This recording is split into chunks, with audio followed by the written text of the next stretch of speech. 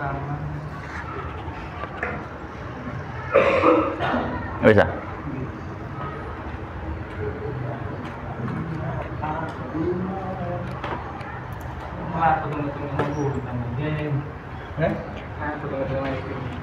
Wis start ta iki? Wis mulai ta?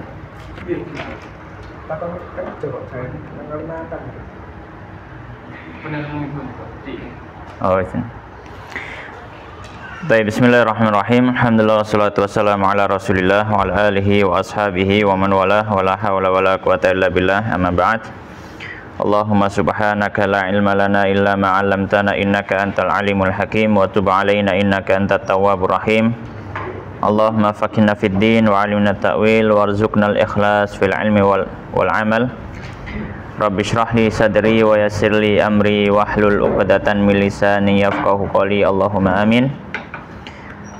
Baik, alhamdulillah pada kesempatan sore hari ini kita masih diberikan Allah Subhanahu wa taala kenikmatan untuk melanjutkan ngaji Tazkiyatun Nafs Taufiqi Suluk atau tasawuf dari kitab Mabharatul Qulub min Qatratil Uyub yang ditulis oleh Syekh Muhammad Maulud Ibn Ahmad Fal Al-Yaqubi yang wafat tahun 1323 Hijriah rahimahullahu rahmatan wasi'ah. Dan sekarang kita masuk ke masih membahas pembahasan riya ya. Terakhir kita membahas tentang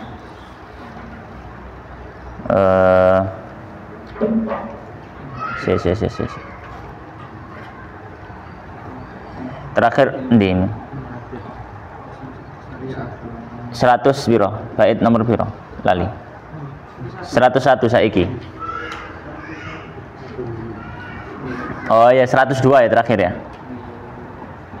Tentang pembagian tentang ada riya yang wajib ya, ada riya yang wajib yaitu ketika kita memperhatikan bahwasanya jangan sampai ada orang yang melihat dosa yang kita lakukan. Ada riya yang mubah yaitu ketika kita berhias diri ya, dan bahkan bisa menjadi sunnah ketika kita berhias diri tujuannya untuk ngaji atau untuk menampakkan nikmat Allah, atau ketika menyambut tamu yang datang, saudara yang datang atau yang semisalnya, atau kita berhias diri untuk hal-hal yang bagus, maka ini disunahkan.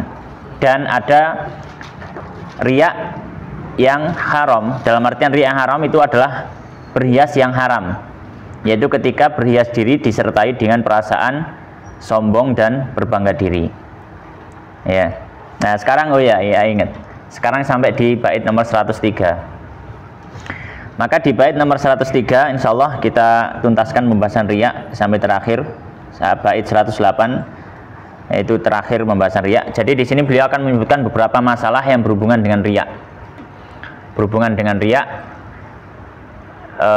dalam artian riya di sini adalah memperhatikan pandangan manusia kepada dirinya. Ya. Saya baca dulu baitnya. Bismillahirrahmanirrahim. Qala al-musannifu rahimallahu ta'ala wa nafa'ana bi ilmi fid dunya wal akhirah wa adkhalahu fasiha jannatihi wa taghammadahu bi rahmatihi Allahumma amin. Bait 103. Walahumu fis sa'i bit ta'abbudi li naf'il ana ladikharan ligadi aw lighadin aw ma'al istihla'i qaulani bil ikhlasi war riya'i wal mustahibbu li syu'urin nasi bi sa'yihi ra'a lada unasi wan najmu lam yara bihi min ba'si in buniya sa'yu ala asasi wa amalun ala riya'in afdalu min tarkihi li khawfihi wa faddalu dzikral lisani farighal janani ala ghufulil qalbi wal lisani. Baik. Maka di sini beliau akan membahas beberapa masalah yang masih ada hubungannya dengan masalah riya. Melabori. Di mana beliau membahas masalah yang pertama. Masalah yang pertama yang akan beliau bahas yaitu di bait nomor 103 dan 104. Masalahnya apa? Masalahnya adalah gini.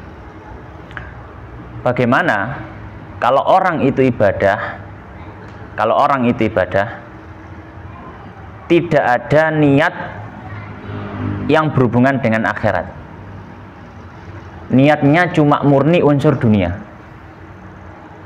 Niatnya cuma murni unsur dunia. Contoh misalkan, ada orang yang dia baca surat Al-Waqiah, tujuannya apa? Cek sugih.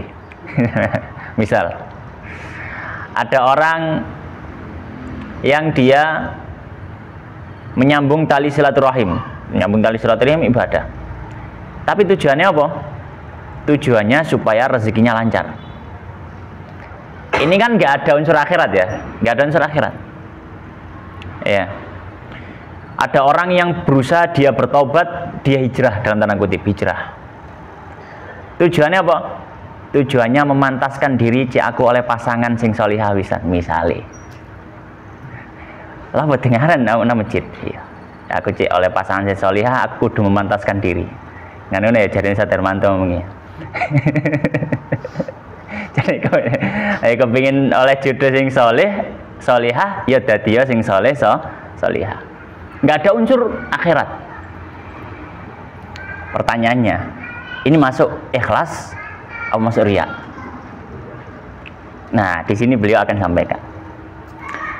Ala kulli hal, ada dua pendapat dari para ulama. Kalau tujuannya cuma unsur duniawi, ya. Kalau tujuannya cuma unsur duniawi, ya, maka di sini ada dua pendapat dari para ulama. Pendapat yang pertama, ya, pendapat pertama, beliau menyampaikan itu masuk dalam segi keikhlasan dengan syarat. Nah, masuk segi keikhlasan, tapi dengan syarat. Apa syaratnya? Memang unsur niatan duniawi itu ada landasan dalilnya. Ada landasan dalilnya. Contoh misalkan tadi silaturahim. Dalam hadis yang sahih, memang Nabi SAW menyampaikan, siapa yang ingin dipanjangkan umurnya, dilapangkan rezekinya, falyasim rahimah, sambunglah silaturahim. Kok waduh sih? Minum di rumah ya loh. Ya, falyasil rahimah. Ya, silakan sambung apa? Silaturahim. Ya. Maka pendapat pertama mengatakan, ya, kalau misalkan, bismillah, duduk. Kalau misalkan memang ada dalilnya, nggak ada masalah. Mungkin Kanjeng Nabi yang menyampaikan. Jadi meskipun nggak ada unsur niatan untuk mendapat pahala atau apa, tujuannya itu, ya, maka nggak ada masalah selama ada dalilnya. Ya. Baik. Dan ini pendapat pertama, ini pendapatnya beberapa ulama, diantaranya Imam Al-Qarrafi. Imam Qarrafi, ada seorang ulama namanya Imam Al-Qarrafi. Beliau berpendapat seperti itu. Pendapat kedua mengatakan, dia masuk riya meskipun ada dalil. Masuk riya meskipun ada dalil. Kita beramal, ada dalil memang ingin menyampaikan bahwasanya amalan ini fadilahnya dapat keutamaan. Misalkan amalan ini fadilahnya adalah dia akan mendapatkan rezeki yang lapang, ya. Amalan ini, ya, fadilahnya dia akan diberikan umur yang panjang misalkan. Contohnya itu contoh saja. Dia cuma niatnya mengamal itu, ya cuma itu tujuannya. Nggak ada tujuan saya ingin mendapatkan pahala di sisi Allah. Nggak ada tujuan itu. Pendapat dua mengatakan riya. Riya. Kenapa? Karena kita beribadah bersifat transaksional akhirnya. Kita koyok-koyok ibadah cuma pengen dapat dunia itu. Maka meskipun memang di dalam hadis disebutkan, mungkin dalam dalil ada, tapi kalau niatannya cuma itu, maka kita masih riya. Kita masih apa? Riya. Enggak karena Allah, maka masih riya. Dan pendapat keduanya pendapatnya Imam Ghazali. Pendapatnya Imam Al-Ghazali. Iya. Baik. Nah, kalau misalkan bagaimana dengan hadis? Mungkin sebagian hadis tadi, misalkan saya beri contoh tadi tentang masalah silaturahim. Silaturahim ketika diniati dalam hatinya, ya dia ibadah tapi diniati dalam hatinya supaya dia dapat rezeki yang lancar atau yang semacamnya, ya. Maka dijawab oleh pendapat kedua yang mengatakan ini masuk riya, dijawab bahwasanya dia sifatnya niat sebagai tambahan saja. Boleh, nggak ada masalah kalau itu sebagai apa? Niat tambahan. Ya, sebagai niat tambahan. Tapi tidak bisa menjadi niat utama dalam landasan ibadah. Dalam landasan ibadah. Dia sebagai tambahan saja. Bonus. Soalnya apa? Soalnya kalau dia diangkat jadi niat utama, dia nggak ngamal kecuali alasannya supaya rezekinya lancar. Nih rezeki ini gak lancar terus ya apa? Akhirnya gak amal. Lala ternyata gak mandi, ndelek cara liane. Subhanallah. Ya. Misalkan apa? Sholawat cek rezeki ini lancar. Wes niatnya sholawat mek rezeki ini lancar. Shalawatin aja ya. Subhanallah. Shalawatin aja. Kepengin apa? Shalawatin aja. Shalawatin aja. Ini ngajari wong gak ikhlas. Menurut Imam Ghazali. Salat itu ibadah. Nah, Allah SWT menyampaikan, ya ayyuhalladzina amanu shollu alaihi wa sallimu taslima. Wong sing iman, sholawat nanggone Kanjeng Nabi. Perintah Allah ibadah. Tapi ketika apa? Ingin dunia, salawat saja. Apa? Ingin mobil, salat duha. Ya, dia ibadah, niatannya cuma itu. Kayak Imam Ghazali riya, wis ta riya. Riya. Selama nggak ada niatan utamanya adalah karena Allah ingin mendapatkan pahala di akhirat, riya. Ini kata Imam Ghazali. Ini ada dua pendapat dari para. Cuma ini memang karena riyanya lebih ringan daripada yang sebelum-sebelumnya karena di sini ada khilaf. Ada sebagian ulama mengatakan ini masuk ikhlas kok. Kenapa? Karena ada dalilnya. Ada dalilnya. Ya, kalau ada dalilnya berarti ya dibolehkan, nggak ada masalah. Dia masuk ikhlas. Imam Ghazali mengatakan enggak, masih ada dalilnya, dia tetap masuk riya. Kenapa? Karena sejatinya ibadah itu niatannya harus karena Allah. Ya. Maka nggak boleh ada niat lain selain apa? Karena Allah. Nah, ini yang disampaikan ringkasan dari yang saya sampaikan tadi disebutkan oleh musannif dalam dua bait syairnya, dalam dua bait nazamnya, di nazam nomor 103 sama 104. Maka beliau mengatakan qala walahumu fi sa'yi bita'abbudi. Beliau mengatakan walahum, dan untuk mereka, untuk orang-orang, fi sa'yi dalam usaha, sa'i usaha, bita'abbudi dalam ibadah. Nah, beliau mengatakan bagi orang-orang ketika mereka berusaha untuk suatu ibadah, linafil an untuk mendapatkan naf'i, manfaat, linaf'i untuk dapat manfaat, al-an sekarang, dalam artian untuk dapat manfaat duniawi. Al-an itu maksudnya apa? Dunia. Jadi orang yang usaha untuk mendapatkan manfaat dunia, ladikharan ligodi, tidak untuk iddikhar, tidak iddikharan disimpan, ligodi untuk besok. Besok itu maksudnya adalah hari akhirat. Niatannya bukan karena Allah, bukan karena pahala. Niatannya bukan karena Allah, bukan karena pahala. Jadi tadi niatannya ibadah itu untuk dapat manfaat duniawi saja. Ya, maka kata beliau auli godin, ya. Atau kata beliau auli godin, atau disertai juga dengan apa? Manfaat akhirat, ya. Jadi dia niatannya untuk manfaat dunia, kemudian juga manfaat akhirat. Jadi masih ada unsur dunianya. Atau ma'al istihlai, ya, disertai juga ketika dia meniatkan ibadah tadi, ya, untuk manfaat dunia, tapi juga merasakan nikmatnya ibadah itu, ya. Maka dalam tiga kondisi ini ada orang yang dia ibadah niatannya hanya untuk dunia saja. Ada orang ibadah niatannya dunia, plus ada akhiratnya. Tapi dunianya nomor satu. Akhiratnya tapi memang tujuan dunia awalnya dunia itu wis dunia pokoknya. Ada juga yang tujuannya dunia tapi ditambahi enak. Iya, ketika dia silaturahim ada nikmat di situ. Ketika dia sholat duha ada nikmat di situ. Ya, dan seterusnya. Maka kata beliau qaulan, ada dua pendapat. Yang pertama bil ikhlas, pendapatnya pertama ini masuk ikhlas, nggak ada masalah. Nggak ada masalah. Dan ini tadi pendapatnya Imam Al-Qarafi. Pendapat kedua mengatakan wariyai dan riya. Pendapat kedua ini riya. Ini pendapatnya Imam Al-Ghazali rahimahullah ta'ala.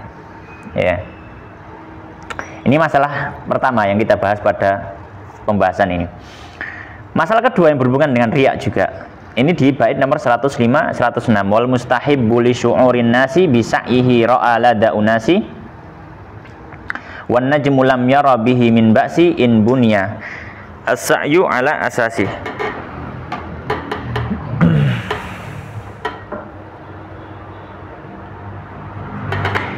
Masalah berikutnya, masalahnya gini, ada orang yang sudah melakukan satu amal soleh. Ada orang sudah melakukan suatu amal soleh.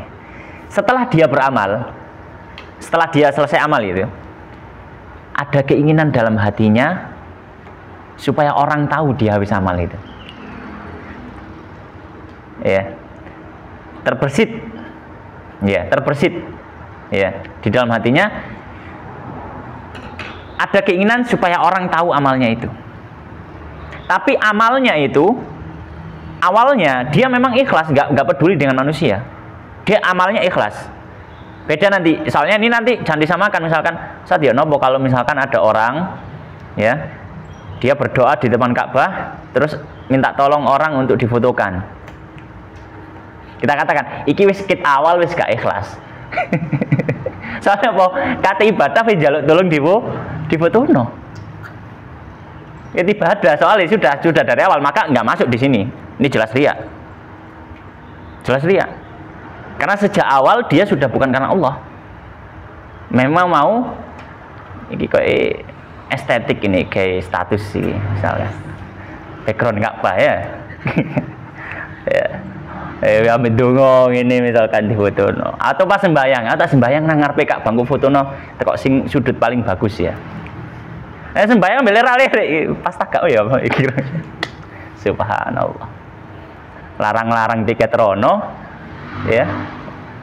Allah Subhanahu tidak menerima amalnya. Kenapa? Karena apa? Itu tadi amal riya. Subhanallah. Nah, ini bukan seperti itu. Ini awalnya ikhlas, sudah dari awal sudah ikhlas, sudah emang ikhlas. Terus kemudian ada orang, misalkan ada orang yang tahu. Oh, Masya Allah, ternyata arek iki sholat bengi misalkan. Atau misalkan subhanallah arek iki sering deres ternyata ning masjid misalkan. Ya, atau subhanallah arek iki ternyata poso Senin Kamis. Kayak terus. Ini agen hafal Yakut Nafis wingi. Wis hafal. Ya, misal seperti itu. Jadi awalnya ikhlas ya. Ini beda dengan yang tadi. Awalnya ikhlas. Kemudian apa? Ketika ada orang yang tahu ternyata, oh, kamu ternyata di amalan ini ya. Ya ada rasa seneng. Ada rasa seneng. Oh, nasi ngerti rek. Ya. Nah, maka di sini beliau mengatakan kalau hal semacam itu, maka hal ini tidak termasuk riya yang mengganggu amal yang sudah diamalkan. Jadi amal yang sudah diamalkan tidak ada masalah. Selama amalnya yang diamalkan sudah ikhlas, kemudian ada rasa senang ketika dipuji orang, ketika ada orang yang tahu, maka nggak ada masalah. Nggak masuk riya. Nggak masuk riya. Ya. Oleh karenanya dan ini beliau nukil ini pendapatnya Imam Malik rahimahullah taala. Imam Malik niku sinten Ustaz? Imam Malik itu gurunya Imam Syafi'i. Imam Malik. Ya. Maka di sini beliau mengatakan qala wal mustahibbu. Ya, dan beliau mengatakan wal mustahibbu, mustahib maksudnya adalah orang yang senang. Ya. senang terhadap apa? Li syu'urin nasi, kepada perasaannya orang-orang. Bisa'ihi, dengan usahanya dia. Maksudnya apa? Ketika orang dia senang ketika ada orang lain yang mengetahui amalnya dia. Ya. Maka beliau mengatakan ro'a lada unasi, ya. Ro'a, yang dia ketika itu memperhatikan, ro'a di sini maksudnya adalah dia memperhatikan lada unasi di sisi manusia. Maksudnya adalah dia memperhatikan pandangan manusia. Ya. Dia memperhatikan pandangan manusia. Dalam artian di sini saya sampaikan bahwasanya tadi yang dalam kondisi itu tadi, pendapat ini ada dua pendapat, Afan, saya koreksi, ada dua pendapat. Pendapat pertama pendapatnya Imam Malik. Imam Malik mengatakan itu nggak ada masalah, itu nggak riya. Kenapa aku nggak riya? Karena amalnya sudah selesai, amalnya sudah selesai, dan amalnya dibangun di atas keikhlasan, maka nggak mempengaruhi amal. Loh, tapi dia merasa senang ketika ada dipuji, atau mungkin dia menyampaikan bahwasanya atau ingin diketahui orang bahwasanya dia memiliki satu amalan, maka Imam Malik mengatakan itu nggak ada pengaruhnya dengan amalnya, nggak ada pengaruh dengan amalnya. Itu pendapat pertama. Pendapat kedua mengatakan ini juga masuk riya. Ini pendapat kedua, mengatakan ini juga masuk riya. Ketika sudah selesai beramal, meskipun amalnya dilandasi dengan ikhlas, tapi setelah itu dia ingin orang-orang memperhatikan amalnya, ini juga termasuk riya yang bisa mempengaruhi amal yang sudah diamalkan, meskipun amal sebelumnya dibangun di atas keikhlasan, ya. Meskipun amal sebelumnya dibangun di atas keikhlasan. Nah, ini pendapat kedua. Ya, maka yang disampaikan oleh musannif di sini, nazim wal mustahibbu li syu'urin nasi bisa'ihi ro'a, ya. Ingin diperhatikan oleh manusia, dalam artian berbuat riya, lada unasi, di sisi sebagian orang, maksudnya sebagian ulama berpendangan ini apa? Riya. Ya, ini pendapat kedua. Ya, pendapat pertama ini saya sampaikan, wan najmu, dan an-najm yang dimaksud di sini Imam Malik. Ya. An-najm yang dimaksud di sini siapa? Imam Malik bin Anas. Julukannya adalah bintangnya para ulama. Ya, bintangnya para ulama. Karena dalam satu riwayat ada seorang, kalau nggak salah Imam Syafi'i yang mengatakan, ya, idza dzukirul ulama famalikun najmuhum. Kalau orang-orang sedang membicarakan tentang ulama-ulama yang hebat, Imam Malik bintangnya. Nah, bintang bahasa Arabnya najm. Ya. Maka wan najm ini julukannya Imam Malik. Wan najmu, dan Imam Malik berpendapat lam yara bihi, tidak melihat bihi terhadap hal itu min ba'si. Ba's itu masalah, dari masalah, dalam artian nggak ada masalah. Dalam artian ini pendapat kedua, Imam Malik mengatakan nggak ada masalah terhadap amalnya, nggak ada masalah terhadap amalnya. Jadi ya meskipun setelah itu dia ingin orang-orang memperhatikan amalnya, ketika amalnya sudah dibangun di atas keikhlasan, nggak ada masalah, kata Imam Malik. Kenapa? Karena amalnya sudah selesai. Ini amal selesai, sudah dicatat, sudah diangkat oleh Allah Subhanahu Wa Taala ke sisinya. Jadi tidak mempengaruhi. Dengan syarat, kata Imam Malik, pendapatnya Imam Malik, in bunia, jika dibangun asa'yu, usahanya, usaha itu usaha amalnya, ala asasi, di atas asas atau pondasi yang benar. Apa? Di atas ikhlas. Makanya saya sampaikan tadi, maka nggak masuk masalah ini kalau misalkan dari awal sudah ada niatan riya, sudah ada niatan ingin diperhatikan manusia.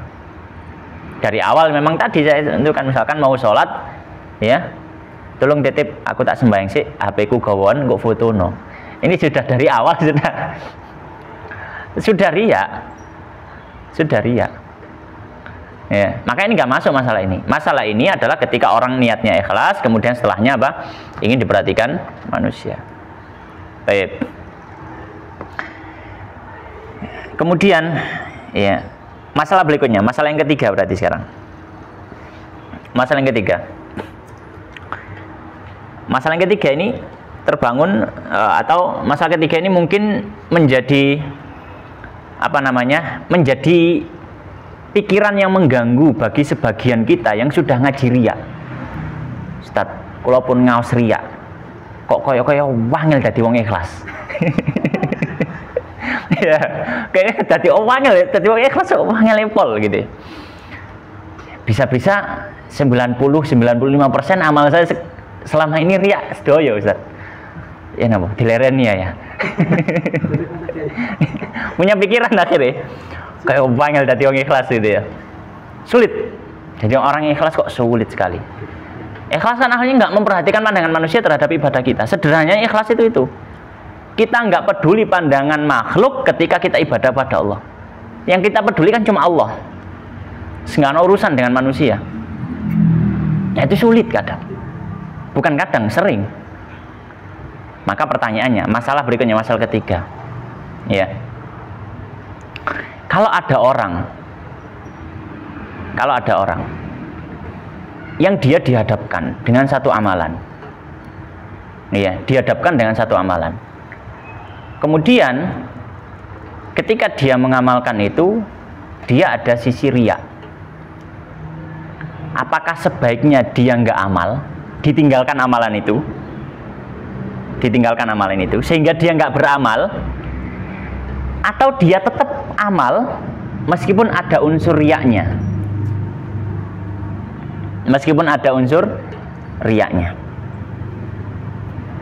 Maka di sini para ulama mengatakan, dalam kondisi semacam itu, para ulama menyampaikan dia tetap beramal.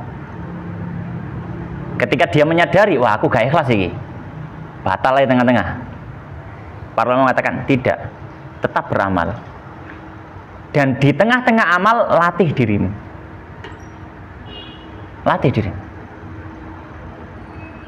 Iya. Bukan apa? Bukan habis itu wis gak usah amal. Sholat misalkan, oleh sak rakaat terasa, oh kayaknya gak ikhlas. Aku memperhatikan nih. Misalkan calon mertua, ono ustadz sisiku, ono mudir pondok sisiku misalkan. Tak temenan nih rek, langsung eling loh, astagfirullah. Korea aku ya. Tak batal gak yo? Nah, misalkan. Kita katakan, enggak. Tetap beramal. Masih riya. Meskipun riya. Ya. Dan di situ kita berusaha untuk apa? Nu'alij. Kita berusaha untuk perbaiki terus. Jadi sambil jalan sambil memperbaiki.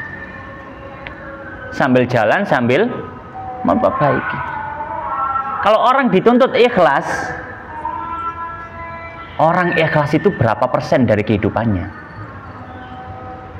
Para tabi'in, para ulama terdahulu, mereka mengatakan, saya nggak pernah atau saya tidak mendapati satu hal yang paling sulit saya lakukan melebihi sulitnya untuk jadi orang ikhlas. Iku ulama sih ngomong, Sufyan Ats-Tsauri. Imam Sufyan Ats-Tsauri terkenal sebagai ulama ahli hadis, terkenal juga sebagai ulama tazkiyatun nafs. Nanggone kitab-kitab fikih, suluk, tazkiyah, kitab tasawuf sering dikutip selain Hasan Al-Basri ya. Hasan Al-Basri biasanya gandengannya ono Sufyan Ats-Tsauri, Imam Sufyan Ats-Tsauri. Beliau yang ulama ahli tazkiyah, menyucikan jiwa, terkenal ucapan-ucapannya yang hikmah. Beliau mengatakan, saya nggak pernah menghadapi sesuatu yang paling sulit saya obati melebihi jadi orang ikhlas. Nggak ada yang lebih sulit kecuali dari orang ikhlas. Jadi orang ikhlas itu sudah sesulit-sulitnya perkara. Apalagi kita. Nah, kita akan sampaikan, kalau kita meninggalkan amal karena alasan wedi riya, ini adalah bisikan setan. Imam Ghazali dalam kitabnya Ihya Ulumuddin, beliau menyampaikan hal ini. Beliau membuat pasal khusus membahas masalah ini. Kalau ada orang kok nggak amal, alasannya ketika dia tanya, kenapa kok nggak amal? Ya, saya melatih dulu untuk ikhlas. Soalnya aku wedi riya. Dikatakan oleh Imam Ghazali, ini bisikan setan. Ya. Lalu terus gimana yang benar? Yang benar tetap beramal, dipaksa beramal, meskipun riya nggak masalah. Sadari itu, yang pertama sadari. Kemudian yang kedua, obati sambil jalan. Jangan amal ditinggal. Terus baru yo jenenge ikhlas itu kan harus di dalam amal kan. Nah, orang kalau latihan ikhlas terus gak amal, ya apa cara latihan nih? Kan gak latihan nih, gak amal kan. Gak latihan. Makanya kemarin di awal-awal pembahasan riya saya sampaikan, penyakit ini tidak merasuki kepada orang-orang yang secara awal memang gak amal. Wong gak tahu sembayang, ya gak iso riya. Lho, ya apa sing kate diriyakno? Wong gak sembayang. Riya sembayang, aku memperhatikan pandangan manusia, lho gak tahu sembayang. Kate riya sembayang, apa sing diriyakno? Kan riyake. Kan riyake. Gak ada riyaknya. Orang gak pernah puasa, gak mungkin dia akan riyak puasa. Orang gak pernah baca Quran, gak mungkin dia riyak baca Quran. Gak mungkin. Maka riya itu menjangkiti orang yang ibadah. Maka kita katakan, ya memang latihannya harus dengan amal. Maka nggak apa-apa, berusaha terus. Ya, berusaha terus. Jadi jangan ditinggalkan amal. Oleh kan sebagian ulama juga mengatakan, sebagian ulama mengatakan, memang ikhlas itu sulit, tapi memang perlu dilatih terus. Itu namanya mujahadah. Namanya mujahadah, dan Allah menyampaikan walladzina jahadu fina, wong sing gelem mujahadah, kata Allah apa? Lanahdiyannahum subulana. Tak dudu idalane ikhlas. Nek gelem apa selama dia mau usaha, selama dia mau amal. Karena di situ dia ada upaya untuk memperbaiki diri. Tapi ini encene wis ket awal gak gelem mujahadah, ya wis tambah gak di 12. Ya. Makanya beliau di sini mengatakan bait 107, wa amalun ala riyain afdalu. Beliau mengatakan wa amalun, dan beramal ala riyain, dibangun di atas riya, afdalu lebih utama. Lebih utama dari apa? Min tarkihi, daripada nggak amal. Tarkihi meninggalkan amal, daripada dia nggak amal.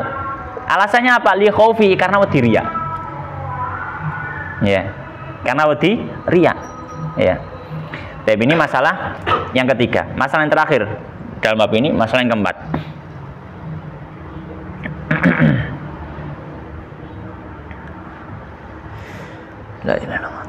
Masalah yang keempat,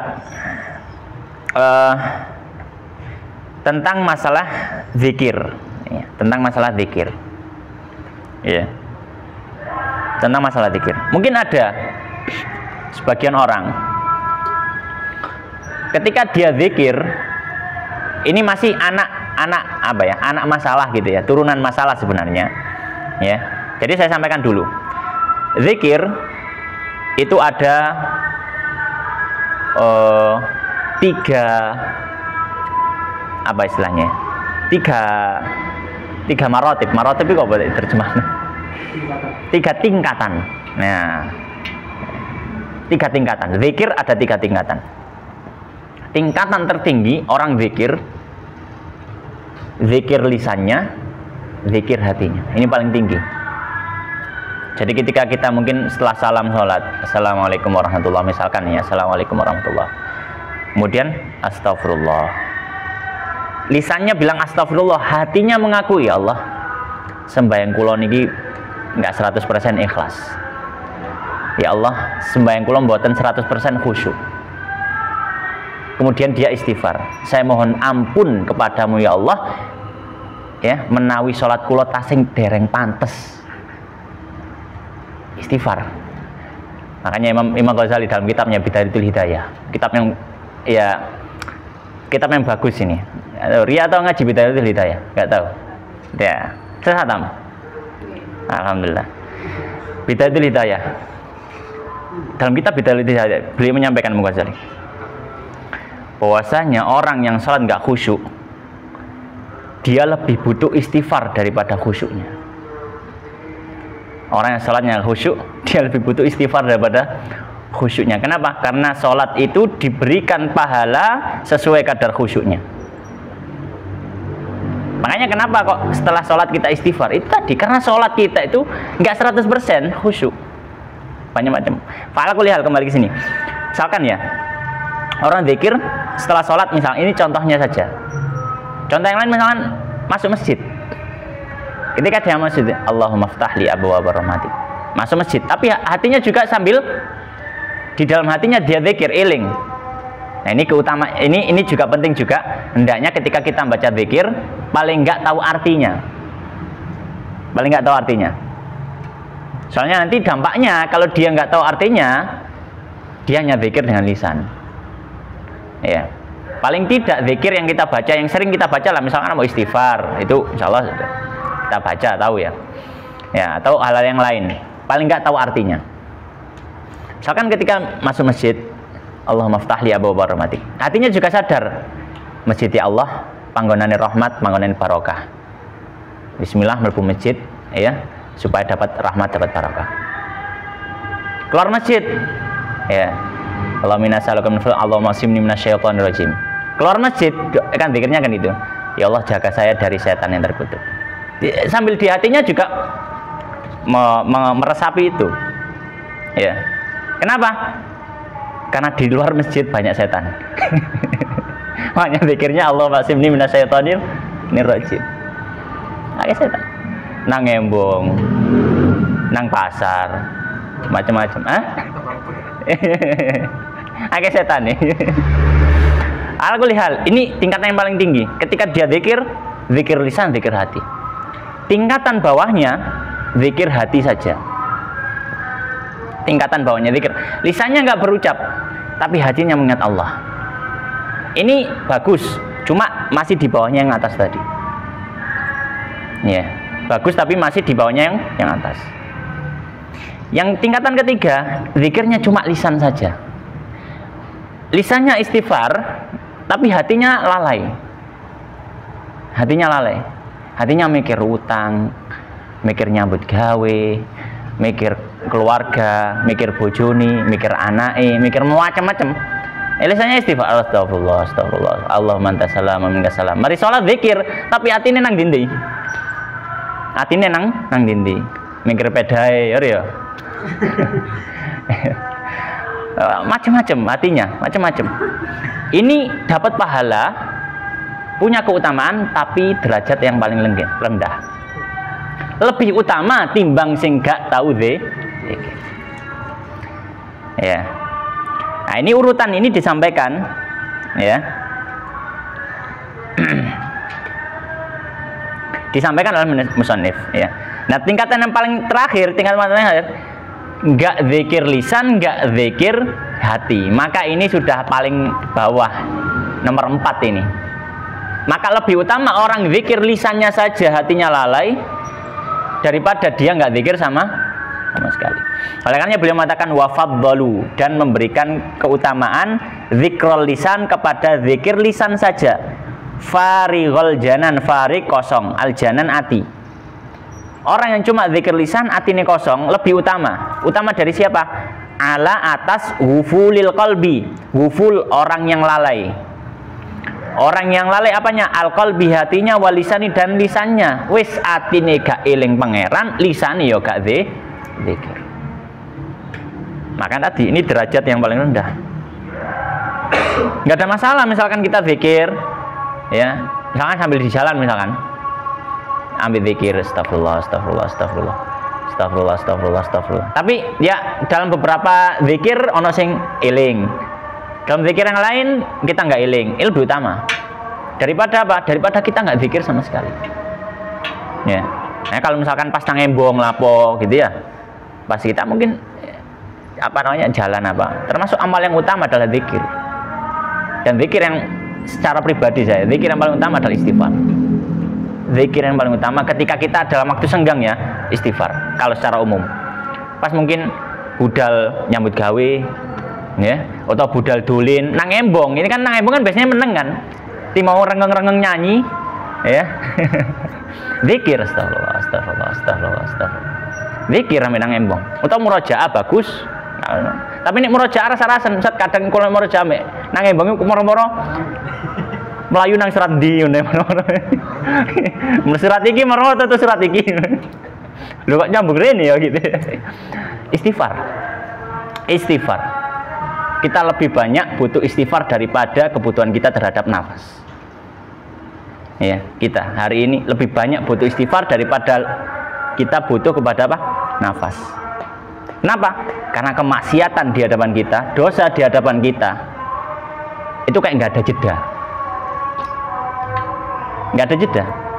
Metu masjid makanya Allahumma qsimni minasyaitonir, ya Allah jaga saya dari setan. Karena ketika keluar masjid mungkin di jalan, di pasar, di tempat kerja, dimanapun, kayak dosa itu kayak gak ada jeda nih. Mari dosa iki teko dosa iki kayak karena sponsori tadi sing gak ono dosa ngono lho. Kok dosa. Istighfar. Kita sampaikan ya. Dan Rasulullah SAW di 1400 tahun yang lalu dengan kondisi semacam itu ya, kemaksiatan nggak terlalu ada di depan mata, dan pribadi Kanjeng Nabi diampuni. Beliau mengatakan wallahi inilah astaghfirullah wa atubu ilaihi fil yaumi aktsar au mi'ata marrah au aktsar min sab'ina marrah. Beliau menyampaikan, demi Allah saya itu istighfar pada Allah sehari itu 100 kali. Dalam riwayat lain lebih daripada 70 kali. Itu Nabi di zamannya 1400 yang lalu belum ada macam-macam. Ya, arek wedok gurung kenal rok mini, gurung kenal legging, gurung kenal tank top, ya. Dan macam-macam. Ya, kita juga belum kenal gadget. Gurung ono sound horeg, gurung ono macam-macam. Gurung macam-macam. Ya, enggak ada macam-macam. Itu saja Nabi istighfar sehari 100 kali. Apalagi kita sing maksiati macam-macam, kadang nggak mungkin bisa dihindari, ya menghindari wong misalkan tonggone tangi turu sendang dut, mbung sing monata, mbung sing palapa, mbung sing sagita tangi turu iki apa kok kate diobong saloni misalkan nggak mungkin ya kita tutup telinga ya apa masa tutup telinga 24 jam ya kan nggak mungkin. Iya, nggak bisa. Istighfar, makanya apa? Istighfar yang banyak. Ini juga yang diwasiatkan salah satu guru saya itu, beliau menyampaikan ketika ada jamaah gitu yang tanya, tapi buat sakit Ustaz, wangel ini. Beliau mesti memberikan solusi. Iya, istighfar sing akeh. Karena menyadari memang zamannya juga sulit. Iya. Ini akhir dari pembahasan riya. Alhamdulillahirabbil alamin. Insyaallah pembahasan berikutnya kita masuk ke penyakit hati dan akhlak buruk yang lainnya. Wallahu taala alam wa sallallahu wa sallim wa barik ala nabiyina Muhammadin wa ala alihi washabihi ajmain. Subhanakallahumma bihamdika asyhadu an la ilaha illa anta astaghfiruka wa atubu ilaik. Wa akhiru alhamdulillahirabbil alamin. Wassalamualaikum warahmatullahi wabarakatuh.